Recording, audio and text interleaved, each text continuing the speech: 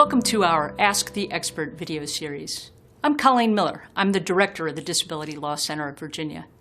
The Disability Law Center of Virginia is the Commonwealth's designated protection and advocacy system. We're here to promote and protect the rights of people with disabilities throughout the Commonwealth. One of the ways that we do that is through education and outreach about disability rights issues. So this is your chance to ask the expert. Let's ask the expert about voting rights. Thank you for gathering today to discuss voting rights and barriers you've seen people with disabilities face when they are trying to vote. Let's start off talking about physical access.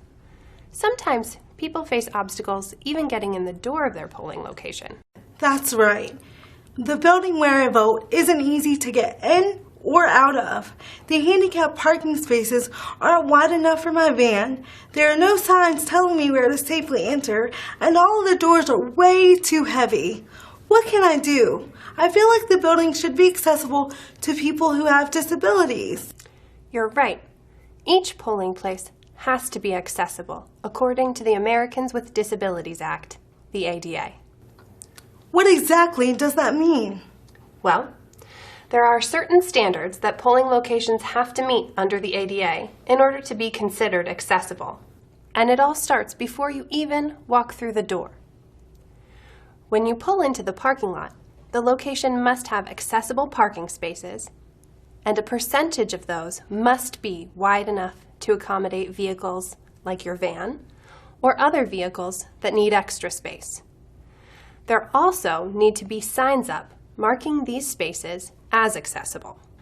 Once a person makes their way from the parking lot toward the building, if there is any type of change in height, such as a sidewalk or set of steps, curb cuts, or a ramp must be available for use. Excuse me, what exactly is a curb cut? A curb cut is a small ramp built into the curb of a sidewalk to ease passage to the street or parking lot. Okay, I get it now. Now, the path leading to the entrance and the interior of the building need to be accessible as well. There must be a stable, firm surface and a clear path of travel available to use. But what about those heavy doors? The doors should be pretty easy to open. The standard there is that they should not require more than 5 pounds of force to open. So what do I do if the building isn't accessible?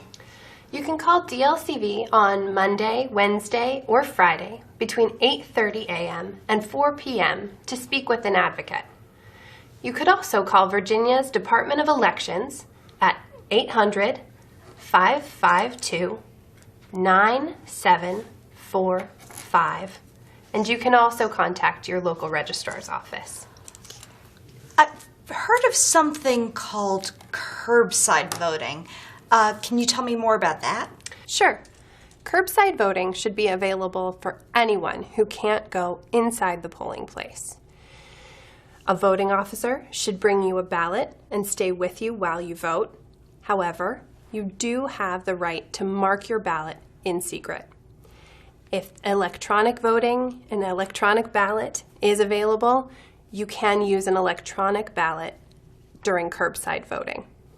So, what other types of reasonable accommodations might be available to me on election day? And if I need those, do I need to call my registrar ahead of time to ask for accommodations?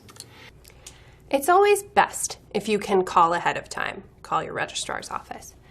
You can bring someone to help you if you need it. An election official can help you if you need assistance by doing things like reading or marking the ballot for you.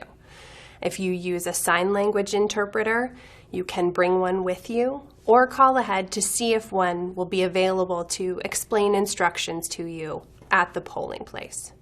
But what if someone wants to vote and can't make it to the polling site the day of the election? Great question. A person can vote absentee if they can't make it to their voting location.